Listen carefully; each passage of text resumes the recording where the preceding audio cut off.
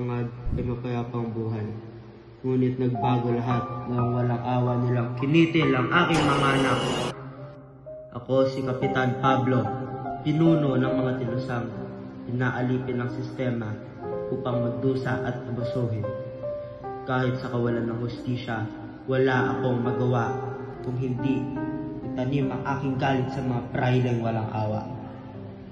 Ako'y isang ordinaryong mamamayan lamang, naninirahan ng tapat at aking tinatanggap ang simbahan ng buong puso dahil naniniwala ako sa magandang asal. Ngunit nawala ang payapang buhay ng aking inaasamasam sa pagkapuso ng mga praile sa aking mga anak. Dahil dito, nag-iba lahat ng aking pagtingin sa simbahang dati kong pinagkakatiwalaan. Sa araw na ito, nagkuho ang aking mundo ng aking masaksihan ng sunod-sunod na pagkamatay sa aking mga pinakamamahal na anak. Dito, isinilang ang bagong ako, ang mapanganib na Kapitan Pablo. Sino nga ba talaga ang masama?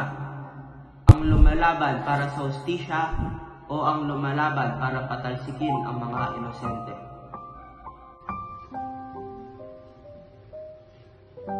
Sa aking pagtatag ng sarili kong buhok, aking nakita sa kabundukan ng katulad kong inapi ng sistema. Sa tinig ng baril, ngayon ko lamang napagtanto na hindi ito ang solusyon.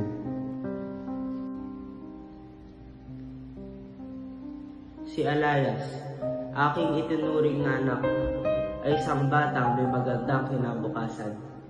Sabi ko sa kanya, maaari ka pang makalimot sapagkat bata ka pa at hindi nawawalan ng huling pag-asa. Ako'y aasahan ninyong papatay ng walang sala. Hinahangaan ko si Elias sapagkat sa kanyang tulong na hindi dugo ang magpapaginhawa sa sakit kung hindi ang kabutihan. Gaya ko, wag tayo maghanap ng katarungan sa pamamagitan ng kahit anong kaharasan. Unahin ang pagpapakabuti sa kahit anumang bagay dahil ito ang magdadala sa atin ng tunay na ligaya sa panahon ng kadiliman. Muli, Kapitan Pablo.